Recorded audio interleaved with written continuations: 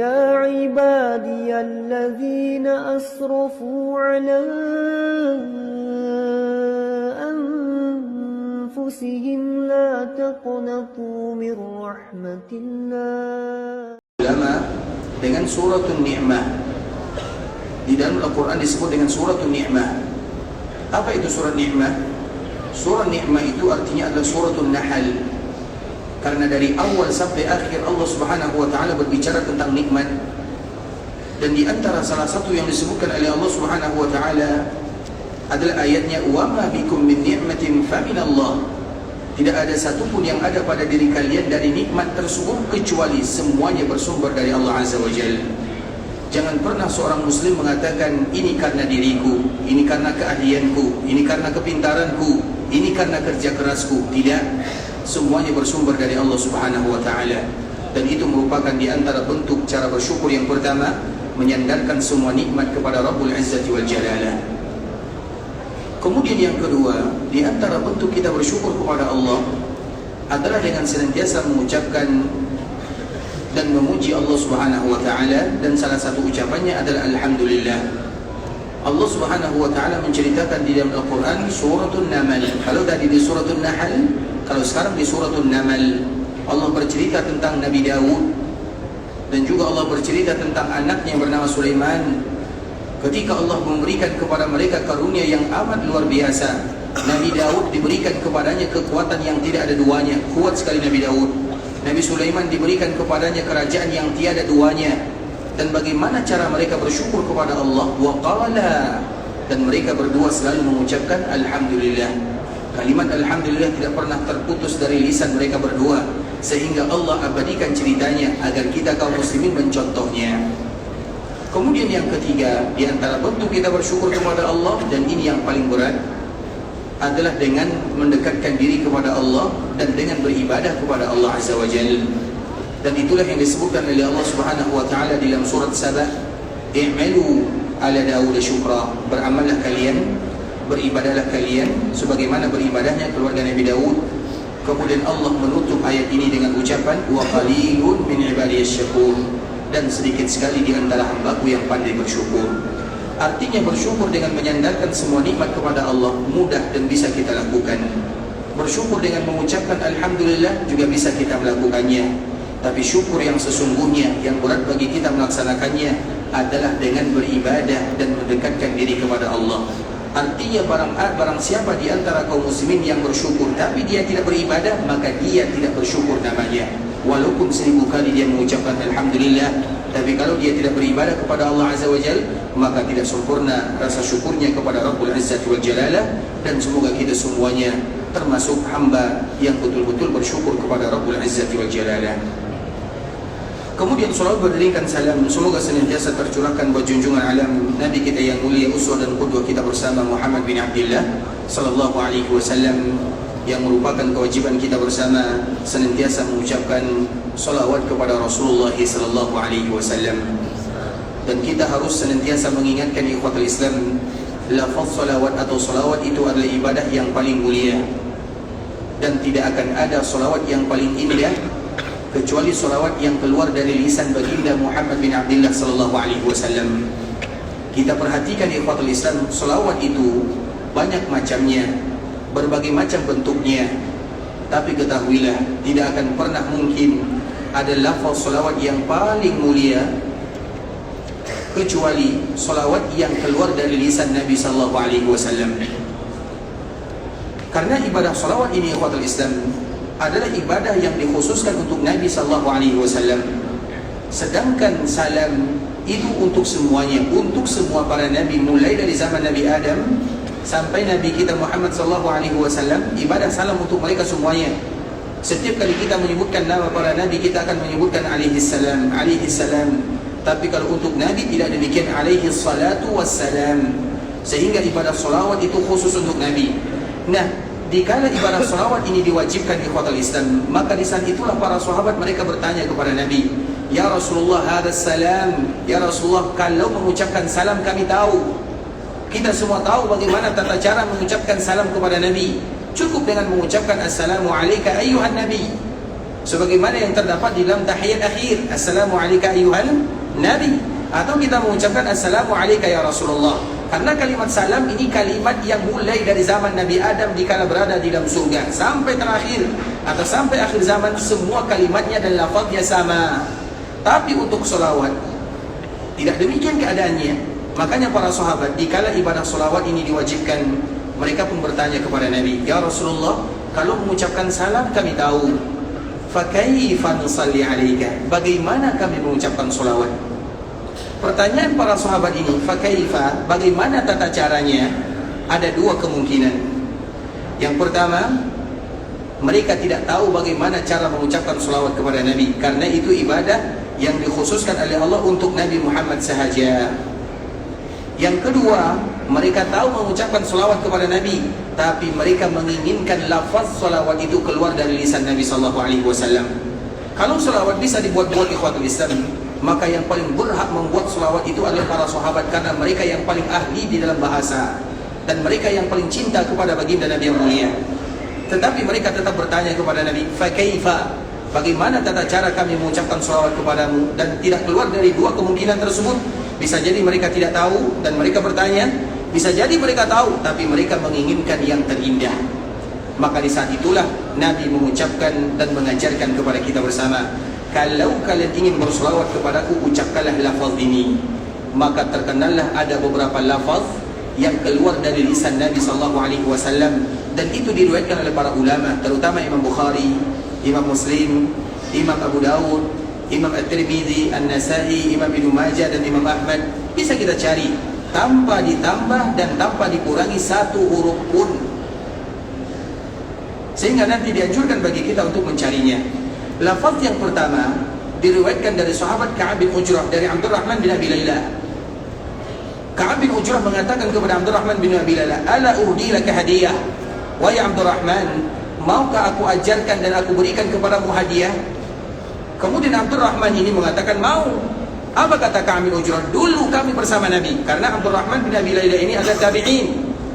Kemudian Ka'ab bin Ujrah mengatakan, dulu kami bersama Nabi, mengatakan, ya Rasulullah, fa kaifa nusalli alaik, bagaimana tata cara kami mengucapkan salam kepada salawat kepadamu? Maka Nabi mengatakan, qulu, katakanlah, Allahumma salli ala Muhammad wa ala ali Muhammad kama sallaita ala Ibrahim wa ala ali Ibrahim innaka Hamidum Majid. Allahumma barik ala Muhammad wa ala ali Muhammad kama barakta ala Ibrahim wa ala ali Ibrahim innaka Hamidum Majid. Satu kalimat pun tidak ada ditambah dan tidak ada dikurangi.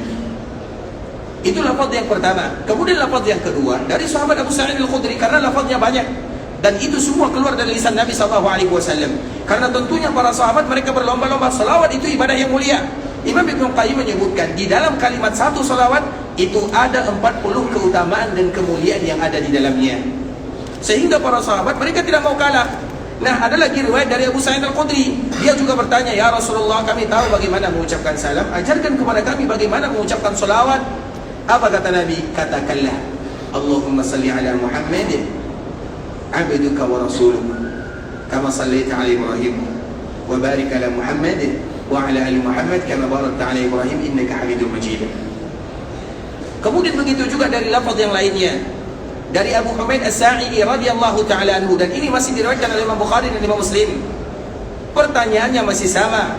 Kemudian Nabi mengatakan, katakanlah kalau kalian ingin bersalawat, ucapkanlah Allahumma salli ala Muhammad wa azwajihi wa dhurriyyatihi kama sallaita ala Ibrahim wa ala ali Ibrahim wa barik ala Muhammad wa azwajihi wa dhurriyyatihi kama barakta ala Ibrahim wa ala ali Ibrahim innaka Hamidum Majid. Kemudian begitu juga dari sahabat Abu Mas'ud Al-Ansari radhiyallahu ta'ala anhu, yang juga masih sama. Ya Rasulullah, fa kaifa nusalli alaik, bagaimana kami mengucapkan salawat kepadamu? Maka Nabi mengatakan, kalau ingin bersalawat, ucapkanlah Allahumma salli ala Muhammad wa ala ali Muhammad kama sallaita ala Ibrahim wa barik ala Muhammad wa ala ali Muhammad kama barakta ala Ibrahim fil alamin innaka Hamidum Majid. Begitu juga di dalam riwayat yang dibawakan oleh Amr bin Hizam yang dikeluarkan oleh Imam Ahmad di dalam kitabnya Musnad. Pertanyaannya masih sama. Apa jawaban Nabi?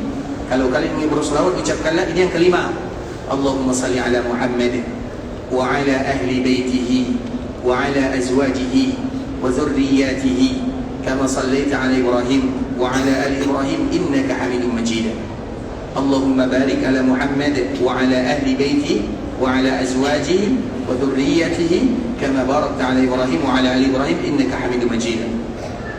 Kemudian di dalam riwayat yang dibawakan oleh sahabat Uqbah bin Amir radhiyallahu taala anhu yang juga dikeluarkan oleh Imam Ahmad, Nabi SAW mengatakan, kalau kalian ingin bersolawat, ucapkanlah Allahumma salli ala Muhammad an-Nabi al-Ummi kama sallaita ala Ibrahim wa ala ali Ibrahim wa barik ala Muhammad an-Nabi al-Ummi kama barakta ala Ibrahim wa ala ali Ibrahim innaka Hamidum Majid. Ada yang hafal? Itulah salawat yang keluar dari lisan Nabi sallallahu alaihi wasallam. Dan tidak mungkin ada salawat yang bisa mengalahkan salawat yang keluar dari lisan Rasulullah sallallahu alaihi wasallam. Dan itulah sejatinya seorang muslim. Ketika kita ingin bersalawat kepada Nabi ikhwatul Islam, maka kita tidak ingin kecuali salawat tersebut, karena tidak akan ada kalimat yang paling indah kecuali bahasa yang keluar dari lisan Nabi. Dan bahasa Nabi adalah bahasa yang diturunkan oleh Allah Azza wa Jalla. Karena Nabi tidak akan pernah mengucapkan kecuali itu adalah wahyu dari Allah Azza wa Jalla. Sehingga nanti kita bisa cari ikhwatul Islam, mana salawat dari Nabi, mana salawat yang dibaca oleh Nabi. Dan kaum muslimin pun mereka ingin mengucapkan salawat yang diucapkan oleh Rasulullah sallallahu alaihi wasallam. Ikhwatul Islam, saudara kaum muslimin, para tetamu Allah rahimani wa rahimakumullah, kita akan kembali melanjutkan, karena ibadah salawat ini merupakan ibadah yang paling mulia, yang tidak akan pernah terputus sampai kita dipanggil oleh Allah Azza wa Jalla. Dan ibadah salawat ini ikhwatul Islam adalah ibadah yang itu merupakan bukti kecintaan kita kepada Rasulullah sallallahu alaihi wasallam.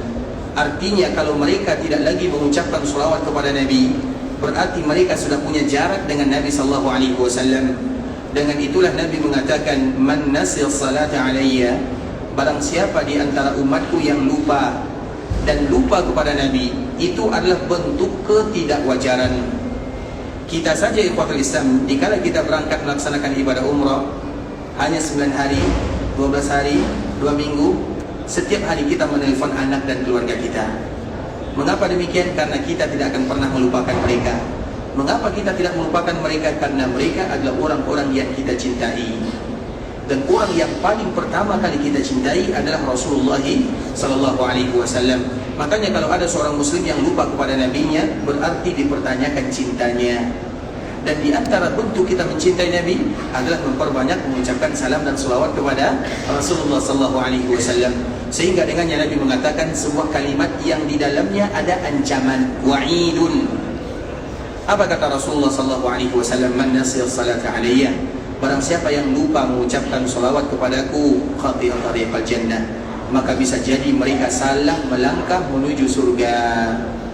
Jadi bukan main-main ancamannya, salah melangkah menuju surga. Karena di dalam riwayat yang lain Nabi mengatakan, inna awlan nasi bi yaumal qiyamah aktsarum alayya salata. Orang yang paling pantas terhadap diriku di hari kiamat adalah orang yang paling banyak mengucapkan salawat kepadaku.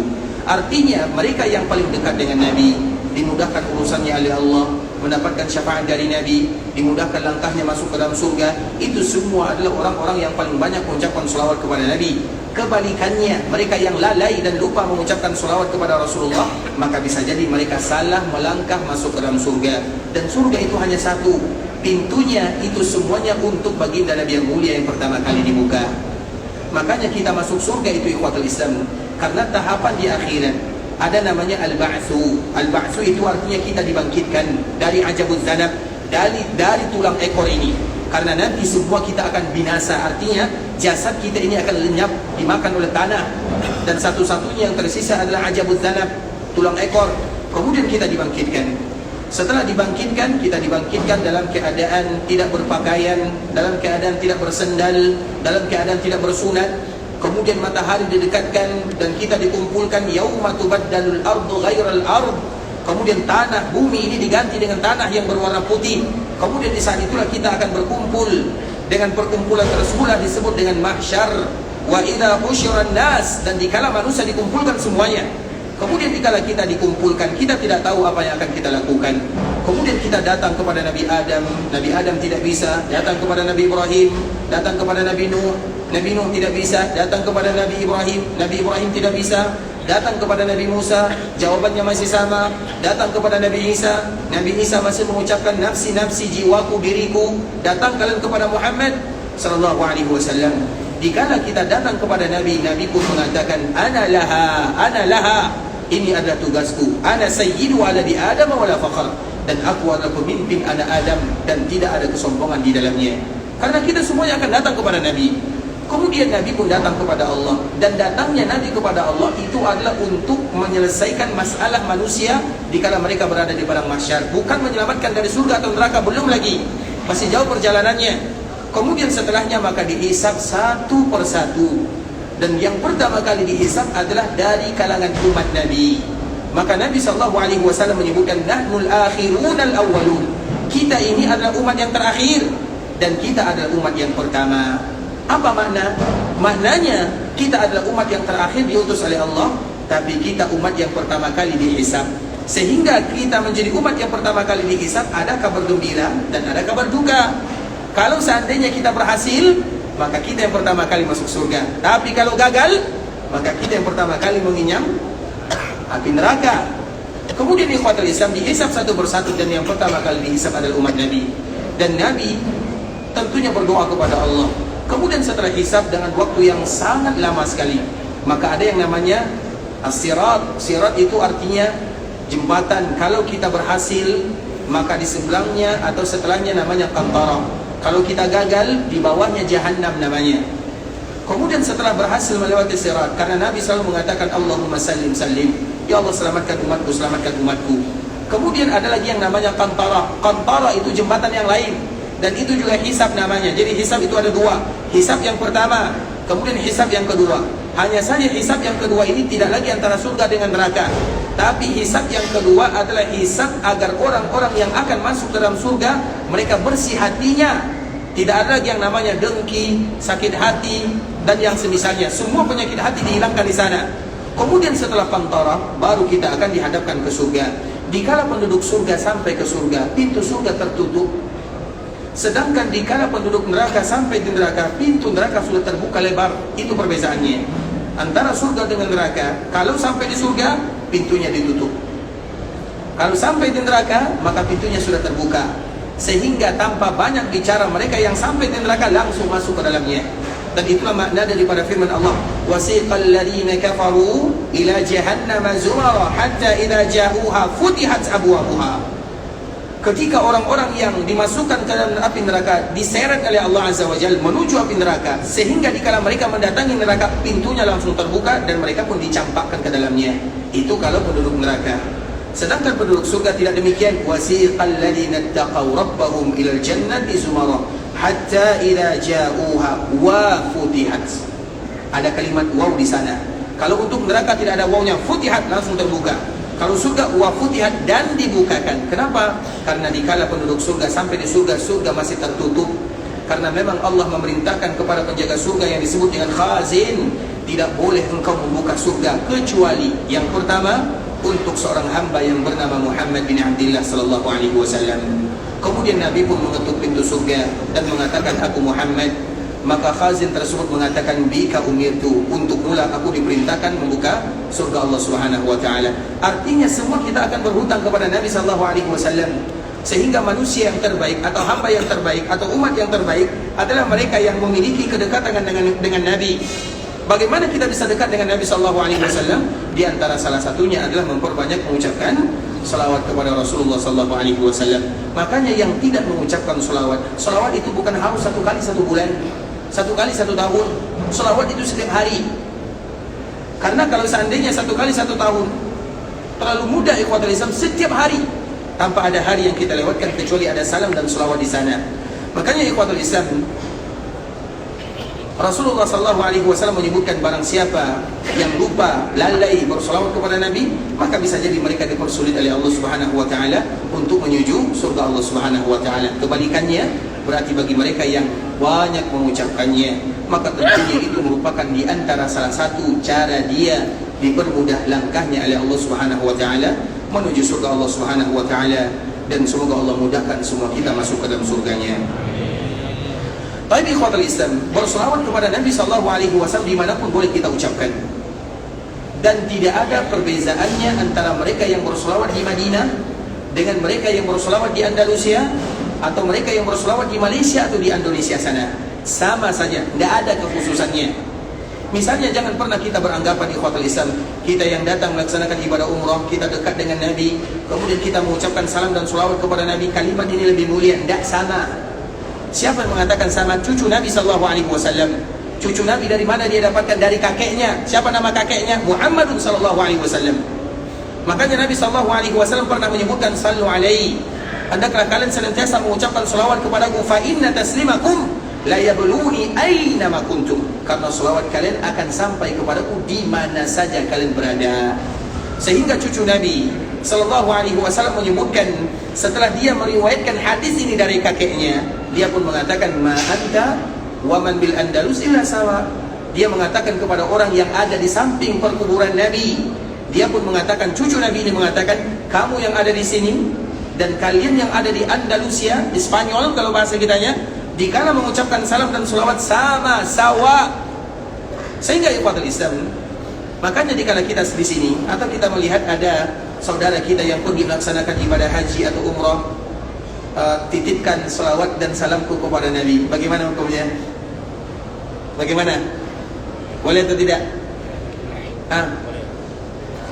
Boleh atau tidak? Ini berbeda ulama. Yang mana betul satu? Tapi ikhwatul Islam, yang terpenting adalah bagaimana kita memperbanyak salam dan salawat dimanapun kita berada, karena akan sama-sama sampai kepada baginda Nabi yang mulia. Yang dikhususkan kepada kita yang ada di kota Madinah adalah berziarah ke perkuburan Nabi. Bacaannya sama, karena dikala kita berziarah, itu juga yang akan kita ucapkan. Kita mengucapkan salam, kita mengucapkan salawat, kita mengucapkan kalimat-kalimat yang indah kalau itu berziarah. Maka itulah, karena salam, kalau salawat itu kalau seandainya dikhususkan bagi mereka yang ada di kota Madinah, mereka yang tidak datang ke kota Madinah lebih banyak dibandingkan dengan yang datang. Bisa dipahami? Mereka yang tidak datang, belum diberikan kesempatan bisa ke sini, itu jauh lebih banyak jumlahnya. Yang datang ke Makkah Madinah itu hanya sedikit saja dibandingkan dengan jumlah kaum muslimin yang ada. Artinya ibadah ini tidak mungkin hanya untuk mereka yang bisa datang saja, tapi untuk semuanya. Karena Nabi milik kita bersama, dan ibadah salawat dan salam juga milik kita bersama. Sehingga betullah apa yang disebutkan oleh cucu Nabi SAW, ma anta wa man bil Andalus illa sawa. Kamu yang mengucapkan salam di sini, kamu yang mengucapkan salawat dimanapun, maka akan sama-sama sampai kepada baginda SAW. Sedangkan kelebihan bagi kita yang ada di kota Madinah adalah berziarah ke perkuburan Nabi. Dan nanti akan kita sebutkan sebentar lagi ikhwatul Islam, berziarah ke perkuburan Nabi dan doanya. Dan ini hanya sekedar pengulangan saja, setelah kita akan menyelesaikan hadis yang kemarin telah kita bacakan. Tapi ikhwatul Islam, kemarin kita telah menjelaskan bagaimana wafatnya Rasulullah SAW. Ketika Nabi SAW selesai dimandikan, dikafankan, kemudian Nabi disalatkan. Dan ini merupakan perbezaan antara Nabi SAW dengan kaum muslimin yang lainnya. Sebenarnya Nabi tidak butuh untuk disalatkan, tidak memerlukan disalatkan, tapi para sahabat mereka tetap mensalatkan Nabi SAW. Dan ketika mereka mensalatkan Nabi, tidak ada yang jadi imam, tidak ada yang jadi makmum. Mengapa demikian ikhwatul Islam? Karena mereka menganggap tidak akan ada orang yang pantas menjadi imam dikala Nabi SAW masih ada di hadapannya. Karena imam yang sesungguhnya adalah baginda Muhammad bin Abdullah. Ini merupakan di antara yang pertama. Mengapa tidak dijadi imam atau tidak ada imam dikala disolatkan Nabi? Karena yang imam sesungguhnya itu adalah Nabi Muhammad SAW. Sehingga mereka merasa tidak mungkin kita jadi imam sedangkan Nabi ada di depan kita, tidak mungkin. Kemudian yang kedua, yang memerlukan untuk mensolatkan Nabi itu bukan Nabi SAW. Nabi SAW tidak memerlukan dirinya untuk disalatkan, sama dengan ibadah yang lainnya. Dikala Nabi menganjurkan kepada kita mengucapkan salam dan salawat, sebenarnya Nabi tidak memerlukan salam dan salawat tersebut, tapi yang memerlukan salam dan salawat adalah kita yang mengucapkannya. Makanya kalau kita tidak ada yang mengucapkan salam dan salawat kepada Nabi, Nabi akan tetap menjadi Nabi yang mulia, Nabi akan tetap menjadi diberikan maqam mahmuda, Nabi akan tetap masuk dalam surga. Tidak ada yang bersalawat di dunia, Nabi akan tetap menjadi mulia. Tapi kenapa kita dianjurkan mengucapkan salam dan salawat kepada Nabi? Karena kita yang memerlukan salam dan salawat tersebut. Sama dengan para sahabat dikala mensalatkan Nabi. Salat itu ikhwatul Islam, salat dan salat, salawat itu memiliki makna yang hampir sama. Jadi salat itu, salawat, apa makna salawat kepada Nabi? Ketika kita mengucapkan sallallahu alaihi wasallam, apa maknanya? Siapa yang tahu apa maknanya? Setiap hari kita mengucapkan salawat kepada Nabi, tapi apa maknanya? Siapa yang tahu, angkat tangan? Apa? Apa? Yang lain? Angkat tangannya. Makna, bukan tujuan. Kalau ingin mendapatkan syafaat, itu tujuannya, keutamaannya. Kenapa kita mengucapkan salawat kepada Nabi? Untuk mendapatkan. Pertanyaannya, apa makna salawat kepada Nabi? Apa? Karena kita mencintai Nabi. Itu alasannya. Kenapa kita mengucapkan salawat kepada Nabi? Karena kita mencintai Nabi. Pertanyaannya, apa makna salawat kepada Nabi? Yang tanya, yang jawab angkat tangan. Yang tua dulu ya. Tanya. Salam sejahtera. Salam sejahtera. Itu salam. Kalau salawat? Kita dahulukan yang tua ya. Pokoknya yang tua kita dahulukan. Baik. Kalau mau didahulukan jadi tua dulu. Baik, silakan. Doa. Masya Allah. Barakallahu fiik. Sehat Pak ya. Masya Allah. Salawat kepada Nabi. Salawat yang kita ucapkan kepada Nabi, apa maknanya? Doa. Karena Allah, ini selalu kita ulangi ikhwatul Islam. Karena Allah bersalawat kepada Nabi. Apa maknanya? Membanggakan, memuliakan, menjunjung tinggi. Allah bangga kepada Nabi dengan memuji Nabi SAW fil mala'il a'la. Yaitu Allah senantiasa mengagungkan nama Nabi SAW. Kemudian malaikat bersalawat kepada Nabi. Mereka juga bersalawat kepada Nabi, tapi maknanya lain. Mereka beristighfar, karena salawat dari malaikat namanya istighfar. Kemudian kita pun bersalawat kepada Nabi, maknanya doa. Jadi yang kita tanya itu makna. Tujuan, alasan itu lain cerita. Kalau tujuan bersalawat kita semua tahu. Kalau alasan bersalawat kita semua juga tahu. Tapi maknanya, apa maknanya? Maknanya adalah doa. Dan doa itu manfaatnya kembali kepada kita. Sehingga ikhwatul Islam, salawat kepada Nabi dan salat kepada Nabi itu doa yang bisa jadi manfaatnya kembali kepada kita bersama.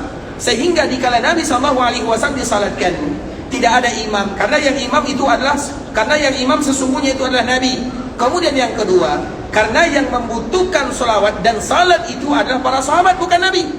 Jadi Nabi tidak perlu disalatkan, dan Nabi juga tidak membutuhkan untuk disalatkan, memerlukan untuk disalatkan. Kemudian alasan yang ketiga, karena para sahabat itu tidak mau. Kalau biasanya imam itu disebutkan di dalam agama al-imamu dhamin. Imam itu penanggung jawab.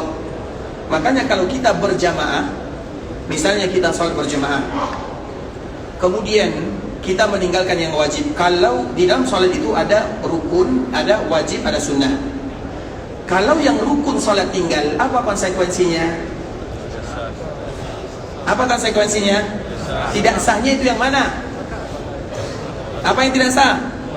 Bukan sholatnya tidak sah, tapi rakaatnya tidak sah. Salat tidak boleh dibatalkan kalau tidak ada alasan. Misalnya rakaat pertama kita lupa, misalnya anggaplah Al-Fatihah. Al-Fatihah rukun, kita lupa baca Al-Fatihah. Kita tahu itu rakaat pertama, maka rakaat pertama ini dibatalkan. Bukan salat yang dibatalkan, tapi rakaat yang pertama. Artinya berarti rakaat pertama tidak ada. Jelas sampai di sini? Itu kalau rukun. Kalau yang wajib, kalau kita meninggalkan yang wajib, apa konsekuensinya?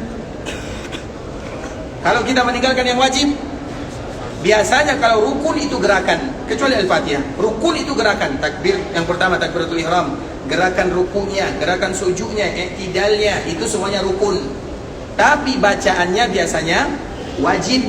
Bacaan ruku itu wajib, rukunya rukun. Bacaan sujud itu wajib, sujudnya rukun. Bisa dibedakan antara rukun dengan wajib.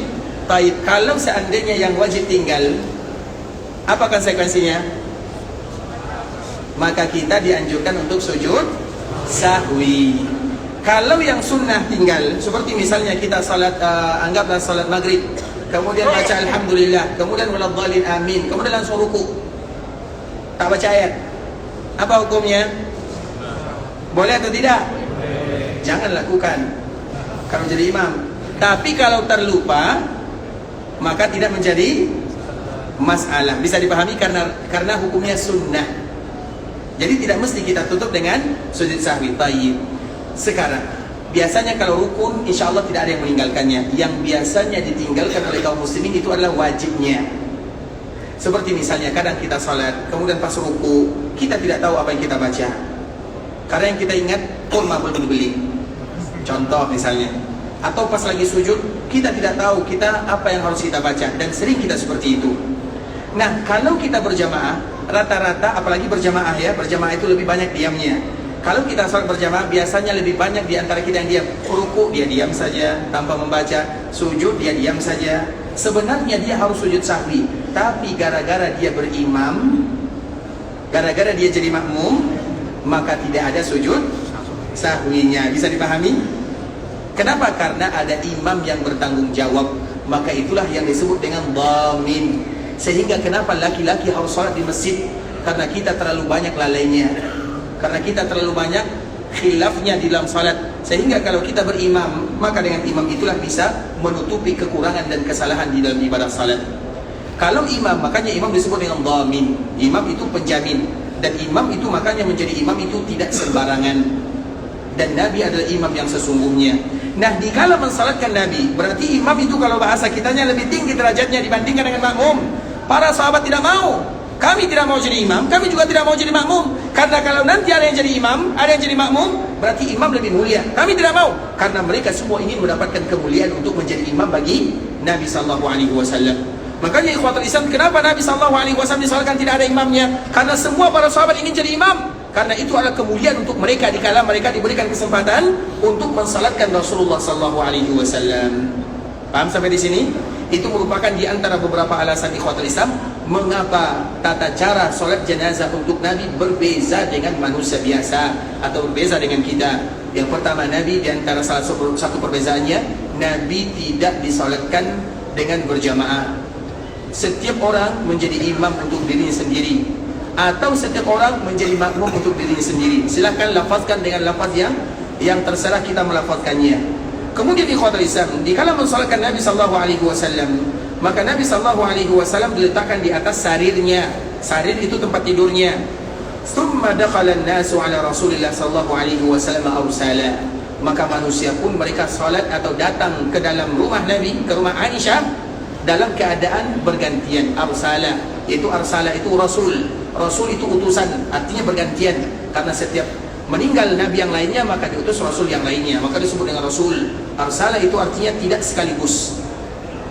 Kemudian ikhwatul Islam, coba kita bayangkan, kalau seandainya Nabi disalatkan dalam keadaan bergantian, maka berapa lama kira-kira berapa lama Nabi disalatkan? Itu lama sekali. Kita misalnya salat jenazah saja, kira-kira berapa lama kita salat jenazah? Ada 3 menit? Ada anggaplah 3 atau 4 menit. Para sahabat tentunya mereka ingin mengambil kemuliaan ini. Anggaplah satu sahabat 4 menit misalnya. Berapa sahabat yang ada di kota Madinah? Jumlah sahabat berapa semuanya? Jumlah sahabat. Sahabat itu ikhwatul Islam, kalau jumlah sahabat secara keseluruhan itu lebih daripada 130.000 orang. Itu jumlah sahabat secara keseluruhan. Dan itu bisa dihitung ketika mereka melaksanakan haji wada' bersama Nabi SAW. Karena dikala Nabi berhaji, semua yang mendengarkan Nabi berhaji, mereka ingin ikut berhaji bersama Nabi. Dan itu adalah haji yang terindah sepanjang sejarah manusia, haji bersama Rasulullah SAW. Sedangkan para sahabat yang ada di kota Madinah itu tidak banyak, hanya kurang lebih daripada 10.000 orang. Sehingga mereka yang wafat di kota Madinah itu tidak lebih daripada 10.000 orang sahaja. Anggaplah 10.000 yang mensalatkan Nabi. Kira-kira berapa waktunya dibutuhkan untuk mensalatkan Nabi? Itulah alasannya mengapa Nabi lambat dimakamkan. Karena tata cara salatnya berbeza, kemudian yang mensalatkan juga tidak sama, dan mereka para sahabat bergantian mensalatkan Nabi, dan itu butuh waktu yang sangat lama ikhwatul Islam. Dan yang pertama kali mensalatkan Nabi SAW adalah dari kalangan laki-laki, mereka bergantian semuanya. Kemudian yang kedua, hatta idza farahu adkhalun nisa. Kemudian setelah kaum laki-laki selesai mensalatkan Nabi SAW, tidak ada yang berjemaah kecuali dia dengan anaknya, atau kecuali dia dengan yang baru-baru masuk ke dalam agama Islam. Sedangkan yang hukum asalnya mereka sholat secara sendirian. Setelah yang laki-laki selesai, maka yang mensolatkan Nabi adalah yang perempuan. Kemudian hatta idza faraghu adkhalus sibyan. Kemudian setelah yang perempuan ini selesai, maka dimasukkan anak-anak. Jadi anak-anak juga mereka tidak mau kalah untuk mensolatkan Nabi sallallahu alaihi wasallam. Tujuannya adalah untuk mendapatkan kemuliaan dikala mereka mensolatkan Nabi sallallahu alaihi wasallam. Maka dari sini ikhwatul Islam, sebagian para ulama juga menyebutkan kalau seandainya ingin mensolatkan, dan banyak yang mensolatkan, karena memang ikhwatul Islam, kebaikan seorang hamba itu baru akan terlihat ketika dia sudah wafat. Dan salah satunya dilihat bagaimana orang yang mensolatkan dirinya. Karena ada orang yang wafat ikhwatul Islam, kita sedih karena kebaikannya, karena dia orang saleh, karena dia orang baik. Ada orang wafat, kita mengucapkan Alhamdulillah. Berarti kalau ada orang wafat kita mengucapkan Alhamdulillah, tanda apa? Tanda dia orang yang bisa jadi buat apa namanya, kerusakan, sering mengganggu, mencuri dan yang semisalnya. Makanya ikhwatul Islam, dan itu pernah terjadi kepada kami ya. Kami waktu ini masih kecil ya, tidak boleh dicontoh. Dulu waktu kecil guru kami meninggal. Kebetulan guru kami ini sedikit garang lah sedikit, dan dia suka memukul. Dan kami salah satu yang dipukul. Dan yang dipukul itu wajahnya. Pas bangun tidur setelah sholat asar, kami mendengarkan guru tersebut wafat. Baru bangun tidur langsung keluar kalimat yang sangat kuat, Alhamdulillah. Karena dia yang selalu memukulnya. Tapi ini tidak boleh dicontoh ya, karena waktu itu masih anak-anak. Dan kaum muslimin tidak boleh berbahagia dengan wafatnya seorang muslim. Apabila seorang muslim sudah wafat, maka tidak boleh diceritakan aibnya. Seorang muslim kalau sudah wafat, jangan ungkit-ungkit kesalahannya, tidak boleh. Itu urusan dia dengan Allah Subhanahu wa taala. Urusan kita mendoakan dirinya. Kalau ada yang meninggal, sejahat apapun dia, selama seorang muslim, maka kewajiban kita adalah mendoakan dirinya. Bisa dipahami? Baik, kemudian dikala ada seorang yang salat, yang meninggal, kemudian salat, kemudian banyak orang yang ingin salatkan dirinya, maka boleh bergantian. Ada artinya salat, kemudian nanti disalatkan lagi, kemudian nanti disalatkan lagi. Bahkan juga ikhwatul Islam, kalau tidak sempat salat, maka boleh salat di perkuburannya. Sebagaimana yang dilakukan oleh baginda Nabi yang mulia sallallahu alaihi wasallam ketika ada seorang wanita berkulit hitam dan dia selalu membersihkan Masjid Nabawi. Tiba-tiba Nabi kehilangan sosok wanita ini. Nabi bertanya, "Mana fulana?" Maka para sahabat mengatakan, "Ya Rasulullah, dia sudah meninggal." Apa kata Nabi? "Kenapa kalian tidak sampaikan kepada diriku kalau dia sudah meninggal?" Maka Nabi pun pergi ke perkuburannya, kemudian mensolatkan wanita tersebut di sana. Nah, ini boleh dilakukan bagi kita yang terlambat. Misalnya ada saudara kita yang kita sayangi, kita cintai karena Allah, kemudian dia meninggal, dan kita terlambat pesawatnya, atau keretanya, atau perjalanannya, kemudian setelah dikuburkan baru kita sampai, maka silahkan disolatkan. Tapi kalau seandainya kita sudah lama, maka tidak perlu lagi disolatkan. Tapi kalau baru ikhwatul Islam dan kita bisa untuk mensolatkannya, tapi ada alasan, ada halangan karena sebagaimana tadi yang kita sebutkan, maka silahkan untuk disolatkan. Artinya boleh solat berkali-kali untuk mereka yang sudah meninggal kalau banyak yang mensolatkannya. Dan itu dilakukan oleh para sahabat Nabi kepada Nabi sallallahu alaihi wasallam. Kemudian ikhwatul Islam, setelah selesai anak-anak mensolatkan Nabi sallallahu alaihi wasallam, wa lam ya'umman nasa ala Rasulillah sallallahu alaihi wasallam ahadun, dan tidak ada yang menjadi imam untuk Nabi sallallahu alaihi wasallam. Itu merupakan di antara perbezaan Nabi sallallahu alaihi wasallam dengan kita manusia biasa. Kemudian apa lagi yang terjadi ikhwatul Islam? Laqad ikhtalafa al-muslimuna fil makani alladhi yughfaru lah. Kemudian setelah Nabi selesai disalatkan, dan ini terjadi di hari Selasa, sore Selasa, para sahabat mereka juga berbeza di mana kira-kira Nabi sallallahu alaihi wasallam akan dikuburkan. Faqala qailun yudfanu bi masjidi. Maka sebahagian sahabat mereka mengatakan Nabi dikuburkan di dalam masjid. Kenapa para sahabat mengatakan Nabi dikuburkan di dalam masjid? Karena mereka menganggap bahwa rumah Aisyah tidak sama dengan masjid. Nabi wafat di rumah Aisyah dan Nabi tidak pernah wafat di dalam masjid. Maka mereka mengatakan Nabi harus dikuburkan di dalam masjid. Mengapa demikian ikhwatul Islam? Karena biasanya para nabi-nabi sebelumnya, umat-umat sebelumnya, mereka senantiasa menguburkan para nabinya, orang solehnya di dalam masjid. Dan Nabi sallallahu alaihi wasallam melarang yang demikian. Sehingga Nabi sallallahu alaihi wasallam pernah menyebutkan laknatullahi 'alal yahudi wan nasara ittakhadhu qubur anbiya'ihim masajida. Allah melaknat orang Yahudi dan orang Nasara karena mereka menjadikan perkuburan nabinya, perkuburan orang saleh yang meninggal dari kalangannya sebagai masjid. Apa maknanya? Mereka menjadikan sebagai masjid ada dua makna. Yang pertama, mereka membangunnya sebagaimana mereka membangun masjid. Makanya perkuburan itu ikhwatul Islam tidak boleh dibangun, apalagi dibangun sebagaimana masjid. Nabi yang melarangnya. Itu bukan pekerjaan umat Nabi, tapi itu pekerjaan orang-orang sebelum kita, yang Nabi mengatakan la'natullahi 'alal yahudi wan nasara ittakhadhu qubur anbiya'ihim masajida. Itu makna yang pertama. Makna yang kedua, dijadikan sebagai masjid, dijadikan tempat beribadah. Maka kita lihat banyak kaum muslimin ikhwatul Islam, ada yang tawaf di perkuburan, ada yang berdoa di perkuburan, ya fulan, ya syekh fulan. Misalnya dia mengatakan yang demikian, maka itulah yang dilarang oleh Nabi. Itu bukan pekerjaan umat Nabi, tapi itu pekerjaan umat-umat sebelumnya. Nabi tidak mau umatnya sama dengan umat sebelumnya. Maka alhamdulillah ikhwatul Islam, Allah menjaga perkuburan Nabi. Dan itu merupakan kasih sayang Allah kepada kita. Kalau seandainya Nabi tidak berdoa di akhir kehidupannya, maka kita tidak akan pernah tahu di mana Nabi dikuburkan. Sebagaimana orang Yahudi tidak tahu di mana Nabi Musa dikuburkan. Sebagaimana yang lain mereka tidak tahu di mana Nabi Ibrahim dikuburkan. Kalau seandainya Nabi tidak berdoa, maka kita tidak akan pernah tahu di mana Nabi kita berada.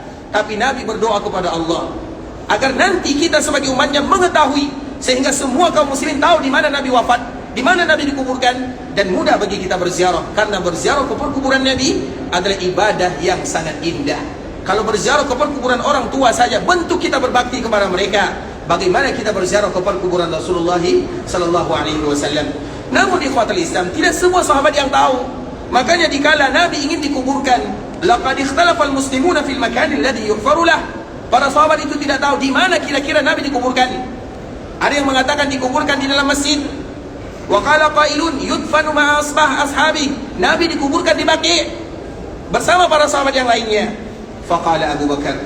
Tiba-tiba dikala mereka berbeza, datang Abu Bakar As-Siddiq radhiyallahu ta'ala anhu melerai perbezaan para sahabat. Apa kata Abu Bakar As-Siddiq radhiyallahu ta'ala anhu? Inni sami'tu Rasulullah sallallahu alaihi wasallam yaqul ma qubida nabiyyun illa dufina haitsu yuqbad.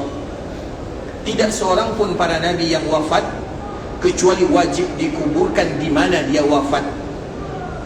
Semua para nabi demikian keadaannya, kecuali Nabi Musa alaihi salam. Nabi Musa alaihi salam sebenarnya bukan kecuali ya, tapi ini merupakan doa Nabi Musa alaihi salam. Nabi Musa ini ikhwatul Islam. Di mana Nabi Musa wafat? Tidak ada yang tahu. Di mana Nabi Musa wafat?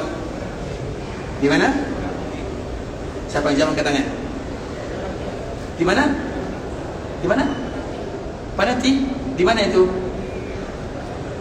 Di Palestina. Siapa yang menyebutkan? Hah?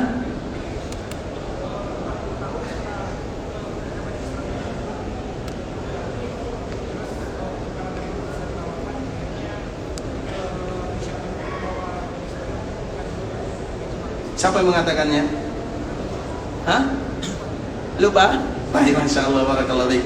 Jadi Nabi Musa ini ikhwatul Islam, ini kecuali Nabi Musa. Nabi Musa ini ikhwatul Islam, dia wafat sebelum dia masuk ke daerah Syam. Daerah Syam itu daerah yang barokah. Ketika Allah Subhanahu wa taala menyelamatkan dia dari kejaran Firaun, di mana diselamatkan? Tentunya tidak jauh dari Laut Merah. Bukankah Firaun di sana tenggelamnya bersama pasukannya? Kemudian ikhwatul Islam, maka Allah memerintahkan Nabi Musa dan para sahabatnya untuk masuk ke daerah Syam, daerah yang barokah. Tapi dikala Nabi Musa mengajak kaumnya, maka Nabi Musa terkejut dengan jawaban sahabatnya. Apa jawaban sahabatnya? Idhab anta wa rabbuka faqatila inna hahuna qa'idun. Wahai Musa, kalau kamu ingin mengajak kami berjihad di jalan Allah, silahkan kamu pergi bersama Tuhanmu. Biarkan kamu berdua yang berjihad, kami duduk saja di sini. Itu jawaban umat Nabi Musa. Dengan mendengarkan jawaban tersebut, sakit hati Nabi Musa, tergores hatinya, sedih hatinya, perasaannya. Maka dia pun berdoa kepada Allah, fafruq bainana wa bainal qaumil fasiqin. Ya Allah, aku tidak mau lagi menengok kaumku. Aku tidak lagi mau melihatnya. Mereka itu adalah orang-orang yang fasik. Fasik itu tidak mau taat kepada perintah Allah Subhanahu wa taala. Nah, kemudian setelahnya maka Allah menghukum semua yang ada di sana. Hukumannya tidak main-main, 40 tahun lamanya. 40 tahun mereka tidak tahu kemana arahnya, kemana mereka pergi. Dan rata-rata semua mereka yang ada di sana, yang tadi membantah perkataan Nabi Musa, wafat di sana, di dalam masa hukuman dari Allah Azza wa Jalla. Kemudian ikhwatul Islam, termasuk yang wafat itu Nabi Musa dan saudaranya Harun. Dikala Nabi Musa wafat, maka dia berdoa kepada Allah. Di antara doanya, ya Allah, dekatkan aku dengan Baitul Maqdis. Dari sini para ulama menyebutkan ikhwatul Islam, boleh bagi kita meminta wafat kepada Allah di daerah-daerah yang barokah. Misalnya ada di antara kita yang mengatakan, ya Allah, wafatkan aku di Madinah. Boleh atau tidak? Bukan boleh, dianjurkan. Taib ada yang mengatakan, ya Allah, wafatkan aku di Mekah. Boleh atau tidak? Atau ya Allah, wafatkan aku di Baitul Maqdis. Boleh atau tidak? Makanya bukan boleh, dianjurkan. Kalau boleh, boleh saja. Artinya sama-sama. Kalau boleh itu tidak ada keutamaannya. Tapi kalau dianjurkan berarti memiliki keutamaan. Makanya ikhwatul Islam, wafat di daerah-daerah yang barokah itu dianjurkan. Dan kita melihat banyak kaum muslimin yang kita tidak tahu apa doanya kepada Allah. Banyak di antara mereka yang wafat di kota Madinah, banyak di antara mereka yang wafat di kota Mekah. Salah satu ceritanya ikhwatul Islam, kami salah seorang sudah tua, umurnya mungkin sudah 60, 70 tahunan. Kemudian suatu ketika dia sakit. Semua keluarganya sudah berkumpul. Dan orang ini kami kenal, kami memanggilnya sebagai istilah mak lah, mak atau ibu. Karena kami kenal dengannya. Setiap dia ke sini kami berjumpa, alhamdulillah, karena dia orang terdekat kami. Kemudian ikhwatul Islam, suatu ketika dia pun sakit dengan sakit yang paling parah. Kemudian berkumpul semua keluarganya karena mereka menganggap dia akan wafat. Ternyata dia tidak wafat. Kemudian 1 tahun setelah dia sakit diberikan kesegaran. Dengan kesegaran tersebut, kesehatan tersebut, dia berangkat melaksanakan ibadah umrah di bulan Ramadan. Kemudian sampai di Mekah, di malam ganjil, di malam terakhir, malam 25 atau malam 27 yang dicari oleh kaum muslimin, dia melaksanakan sholat tarawih, melaksanakan sholat isya, sholat tarawih, kemudian pulang ke hotelnya, kemudian berbaring, setelahnya langsung dipanggil oleh Allah Subhanahu wa taala untuk selama-lamanya. Ternyata itulah doanya yang selama ini dia minta kepada Allah, ya Allah, wafatkan aku di Mekah Al-Mukarramah. Dan seseorang apabila jujur kepada Allah, maka Allah pun akan mengabulkannya. Bahkan ada yang lebih ini lagi ikhwatul Islam, yang lebih ceritanya sama seorang wanita juga. Dia selalu berdoa kepada Allah, doanya, ya Allah, wafatkan aku di Mekah dan yang menjadi imamku adalah Syekh Sudais. Kemudian dia wafat ikhwatul Islam, dan yang menceritakan kisahnya adalah suaminya. Ketika dia pergi ke Mekah bersama suaminya, ada insiden kecelakaan, mobilnya kecelakaan. Suaminya selamat, istrinya wafat. Kemudian dikala wafat, maka diantarkan ke Mekah Al-Mukarramah. Pada waktu itu sholat asar. Biasanya Imam Sudais tidak pernah menjadi imam di sholat sirriyah, tapi dia sholat jahriyah. Imam Sudais itu tidak pernah sholat imam menjadi sholat imam, sholat zuhur, sholat asar, tidak. Tapi maghrib atau isya atau subuh. Biasanya itu diantara yang dilakukan oleh Syekh Sudais hafizahullah ta'ala. Tiba-tiba pada waktu itu dia menjadi imam di waktu sholat asar. Kenapa demikian? Karena itu ada doa wanita yang tadi selalu berdoa kepada Allah Subhanahu wa taala. Makanya dianjurkan berdoa untuk diwafatkan di daerah-daerah yang barokah. Dan daerah yang barokah itu hanya 3, yaitu Mekah, Madinah, dan Baitul Maqdis. Mau kita wafat di sini? Ragu-ragu jawabannya. Baik, ikhwatul Islam, barakallahu fikum. Artinya bagaimanapun, dimanapun kita wafat, semoga kita wafat dalam keadaan husnul khatimah. Kemudian ikhwatul Islam, maka datang Abu Bakar As-Siddiq radhiyallahu ta'ala anhu. Artinya Musa berdoa kepada Allah, ya Allah, dekatkan aku dengan Baitul Maqdis. Maka Allah mengabulkan doanya, sehingga dia dekat dengan Baitul Maqdis. Tapi di mana kita tidak tahu. Di mananya kita tidak tahu. Yang kita tahu hanya Nabi Musa berdoa kepada Allah, karena Nabi Musa tidak mau dikuburkan dengan orang-orang yang membantah aturan Allah Subhanahu wa taala. Maka dia pun berdoa karena Nabi Musa ingin masuk ke Baitul Maqdis, tapi itu tidak bisa kecuali bersama kaumnya. Kaumnya tidak mau. Maka dia pun menyebutkan kaumnya itu adalah orang-orang yang fasikin. Pisahkan aku dengan mereka, aku tidak mau bersama mereka. Yatihuna fil ardh, mereka pun tersesat di muka bumi ini selama 40 tahun lamanya. Nah, dengan Nabi kita Muhammad SAW, Nabi lain ceritanya. Di antara salah satu doa Nabi yang terakhir, Allahumma la taj'al qabri wasanan yu'bad. Ya Allah, jaga perkuburanku, jangan sama perkuburanku sama dengan nabi-nabi yang lainnya. Maka dengan itulah doa Nabi ini dikabulkan oleh Allah. Dan semua kita tahu di mana Nabi wafat, di mana Nabi dikuburkan, agar kita mudah berziarah ke perkuburan Nabi SAW. Dan itulah kewajiban kita yang ada di kota Madinah. Dikala Allah mudahkan kita datang ke kota Madinah, salah satu tempat yang dianjurkan bagi kita berziarah adalah perkuburan Rasulullah SAW. Kemudian ikhwatul Islam, Abu Bakar dikala melihat perbezaan di antara para sahabat Nabi SAW, di mana semestinya Nabi harus dikuburkan. Di mana semestinya Nabi harus dikuburkan? Maka di saat itulah Abu Bakar mengatakan, aku mendengarkan Nabi mengatakan tidak ada seorang Nabi yang wafat kecuali wajib dikuburkan di mana dia wafat. Artinya tidak boleh dipindahkan walaupun satu jengkal. Makanya kita selalu mengatakan tidak ada yang namanya istilah ada orang yang akan memindahkan perkuburan Nabi. Tidak ada ceritanya. Karena Allah yang menjaganya. Dikala hidup Allah menjaga Nabi, dikala wafat Allah juga menjaga Nabi. Allah pasti menjaga Nabi SAW. Makanya juga di dalam riwayat ikhwatul Islam atau dalam cerita yang masyhur, kita ulang lagi ceritanya. Orang yang ingin memindahkan jasad Nabi itu sudah sangat banyak sekali. Karena mereka cemburu kepada orang-orang yang ada di kota Madinah. Kenapa kaum muslimin atau kenapa kota Madinah zaman mulai dari wafatnya Nabi sampai hari kiamat, kenapa Madinah selalu banyak orang yang datang ke sana? Apa kelebihannya? Maka orang-orang mencari. Kelebihannya tidak lain tidak bukan adalah jasad Nabi SAW. Maka muncul ide gila dari mereka. Kalau kita mencuri jasad Nabi, maka orang-orang akan datang ke tempat yang kita bawa jasad tersebut. Maka tiba-tiba ikhwatul Islam ada orang Nasara dari Roma sana. Kemudian mereka ingin membawa jasad Nabi ke daerahnya. Kemudian pada akhirnya mereka pun mengutus 2 orang, pura-pura masuk ke kota Madinah. Dan 2 orang ini betul-betul rajin ibadahnya, tapi kulitnya berbeza. Karena orang Roma lain kulitnya, orang Arab lain kulitnya, orang Indonesia lain kulitnya, orang Asia lain kulitnya. Kemudian di ikhwatul Islam, di siang hari mereka beribadah di dalam Masjid Nabawi. Tidak ada yang bisa mengalahkan ibadah yang mereka lakukan. Di malam hari mereka bekerja. Apa pekerjaannya? Menggali terowongan dari bawah, dari dalam rumahnya menuju perkuburan Nabi SAW dengan tujuan untuk mencuri jasad Nabi dan memindahkan jasad Nabi. Kemudian di ikhwatul Islam, hampir terowongan ini selesai.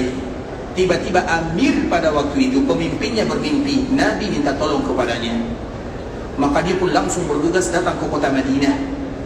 Kemudian, dikala dia datang ke kota Madinah, karena di dalam mimpi Nabi meminta tolong kepadanya dan menyebutkan, memperlihatkan 2 wajah orang yang tadi ingin mencuri jasad Nabi SAW. Bagaimana cara Amir ini mengumpulkan penduduk Madinah? Biasanya kalau kita ingin mengumpulkan orang lain, bagaimana caranya? Yang paling bagus apa? Speaker? Dulu ada speakernya. Dikasih nasi, makanan, iya atau tidak? Jadi kalau ingin undang orang, tidak usah banyak-banyak suratnya, makanannya harus perbanyak. Itu saja. Dan itu yang dilakukan oleh Amir ini. Dibawa makanan banyak-banyak, kemudian dipanggil semua penduduk Madinah, ambil makanan kalian. Maka diambil sambil memperhatikan satu-satu. Jadi seolah-olah sembako dibagikan. Kemudian Amir ini memperhatikan wajahnya. Kemudian setelah dibagikan semuanya, maka Amir mengatakan, Amir ini tidak melihat wajah yang ada di dalam mimpinya. Kemudian ikhwatul Islam, dia mengatakan kepada penduduk Madinah, wahai kalian penduduk Madinah, siapa di antara kalian yang belum mendapatkan bagiannya? Maka penduduk Madinah melihat ke kiri ke kanan, semuanya sudah mendapatkan bagiannya. Maka Amir ini kembali bertanya, coba ingat baik-baik siapa yang belum, semuanya harus mendapatkan bagiannya. Kemudian mereka ingat, oh iya ternyata masih ada 2 orang. Mereka alhamdulillah termasuk orang yang kaya.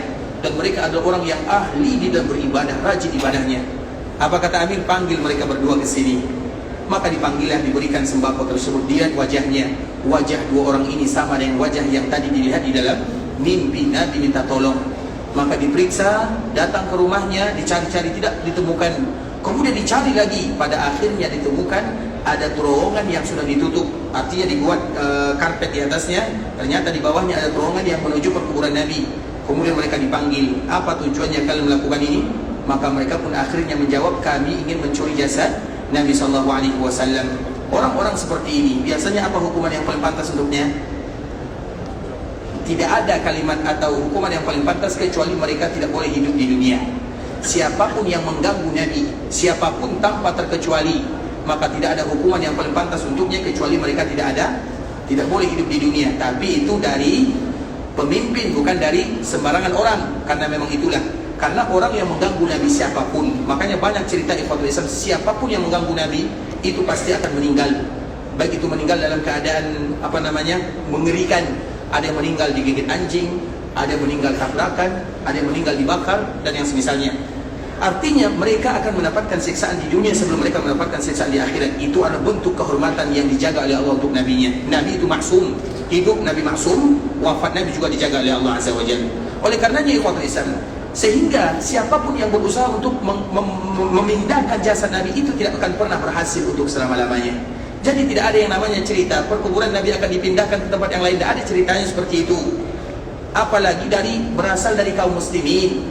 Tidak mungkin kaum muslimin memindahkan jasad Nabi, karena memang Nabi sendiri yang menyebutkan tidaklah Nabi wafat kecuali harus dikuburkan di sana. Dan itu adalah hadis Nabi SAW.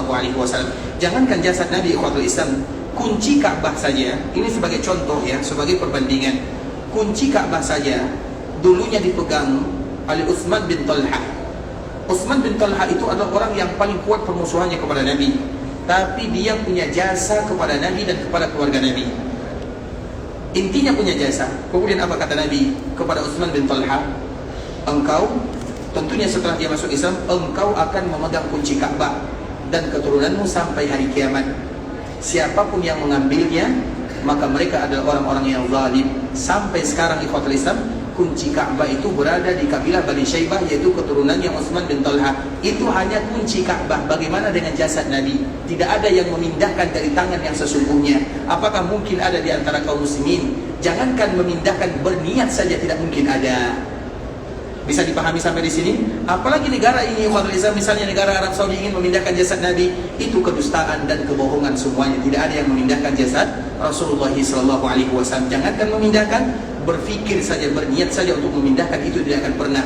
Karena Nabi akan dijaga oleh Allah di dunia, dan Nabi dijaga di alam barzakh, dan Nabi akan dijaga untuk selama-lamanya. Karena Nabi adalah orang yang paling dicintai oleh Allah Subhanahu wa taala. Kemudian ikhwatul Islam, setelah mereka sepakat, maka Nabi SAW pun dikuburkan. Dikala Nabi SAW dikuburkan, yang masuk ke dalam perkuburan Nabi adalah Ali bin Abi Thalib, kemudian Usama, kemudian paman Nabi radhiyallahu taala anhum ajma'in. Kemudian setelahnya para sahabat mereka mengubur Nabi SAW, tentunya dengan mata yang menangis, dengan kesedihan yang luar biasa. Nabi akan meninggalkan mereka untuk selama-lamanya. Nabi yang senantiasa memberikan pencerahan kepada mereka, Nabi yang membawa cahaya iman dan takwa di kota Madinah, Nabi yang memberikan kepada mereka segala-galanya.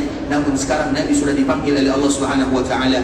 Kesedihan dan musibah yang melanda dunia, dan kesedihan tersebut tidak bisa kita rasakan, dan yang dirasakan adalah oleh para sahabat Nabi radhiyallahu taala anhum ajma'in, karena mereka yang bersama Nabi, mereka yang melihat jasad Nabi, mereka yang selalu bersama Nabi sallallahu alaihi wasallam, dan mereka pula yang menguburkan Nabi sallallahu alaihi wasallam. Dan setelah selesai penguburan Nabi sallallahu alaihi wasallam, dan itu dilakukan di malam Rabu, atau ada yang mengatakan di pagi Rabunya. Dan itulah cerita tentang baginda Nabi Muhammad sallallahu alaihi wasallam. Tinggal kewajiban kita untuk mempelajari kenangan-kenangan yang pernah ada untuk Nabi, terkhusus di kala Nabi berdakwah di jalan Allah Subhanahu wa taala. Kewajiban kita adalah bagaimana mempelajari, menelusuri, mendalami sejarah Rasulullah, mulai dari Nabi lahir sampai Nabi sallallahu alaihi wasallam diwafatkan oleh Allah Subhanahu wa taala. Bahkan senantiasa para ulama menyebutkan, kalau kalian ingin mengukur cinta seorang hamba kepada nabinya, maka tanyakan pengetahuan mereka tentang Nabi. Ukuran cinta kita kepada Nabi adalah pengetahuan kita tentang Nabi. Jangan katakan cinta kepada Nabi kalau belum ada sejarah Nabi di rumah kita. Ada tidak sejarah Nabi di rumah? Susah menjawab ya. Bagaimana kita akan mencintai Nabi sallallahu alaihi wasallam? Makanya ikhwatul Islam, kami menganjurkan kepada kaum muslimin, cari sejarah Nabi, baca sejarah Nabi, pelajari sejarah Nabi. Kalau kita tidak menemukan kitab-kitab di dalam bahasa Indonesia atau bahasa Melayu, cari bahasa Arabnya, kemudian baca dan artikan sendiri. Artinya ikhwatul Islam, diusahakan. Dan alhamdulillah sekarang sudah banyak kitab-kitab sejarah. Ada senior kami, kitab sejarah Nabi sallallahu alaihi wasallam diletakkan di perpustakaan Masjid Nabawi. Dia hanya 6 jilid saja. 6 jilid saja. Bisa baca? Itu diletakkan di Masjid Nabawi dalam berbahasa Indonesia. Dan alhamdulillah kalau ada di antara kita yang mau ikhwatul Islam, nanti akan kami kirimkan sejarah Nabi sallallahu alaihi wasallam. Dia tidak banyak, kami ringkas hanya dalam 600 halaman saja. Jadi diusahakan ikhwatul Islam, kalau ada di antara kita yang mau, yang tidak mau tidak usah diambil ya. Yang mau nanti bisa dibaca, ditelusuri, yaitu sejarah singkat tentang Nabi sallallahu alaihi wasallam. tidak ada guna dan tujuannya kecuali karena kita ingin betul-betul mencintai Rasulullah dengan bukti, bukan hanya dengan ucapan saja. Karena terlalu banyak kaum muslimin yang mencintai Nabi tapi hanya dengan kata-kata, tapi bukti tidak ada. Tapi cinta kepada Nabi yang sesungguhnya adalah dengan kita buktikan. Salah satu buktinya adalah dengan selalu dekat dengan Rasulullah sallallahu alaihi wasallam. Tapi ikhwatul Islam, nanti kami minta tolong minta nomor adik kita ini. Jadi nanti minta nomor dia, kalau ada yang ingin nanti kami kirimkan, dan kemudian nanti silahkan di-share bagi yang mau, bagi yang tidak mau tidak usah ya. Tadi ikhwatul Islam, saudara kaum muslimin, para tetamu Allah rahimani wa rahimakumullah. Sampai di sini pembahasan yang bisa kami jelaskan, yang benar dari Allah Subhanahu wa taala, yang salah dari diri kami pribadi karena kurangnya ilmu kami, karena kebodohan kami, karena kejahilan kami, karena ketidaktahuan kami. Kami mohon dimaafkan kalau ada kata-kata yang salah, kalimat-kalimat yang kurang tepat, bahasa-bahasa yang kurang bagus, kami mohon dimaafkan. Dan insyaallah pembahasan ini akan kembali kita lanjutkan pada pertemuan berikutnya. Dan ini merupakan di antara nikmat dari Allah kepada kita bersama.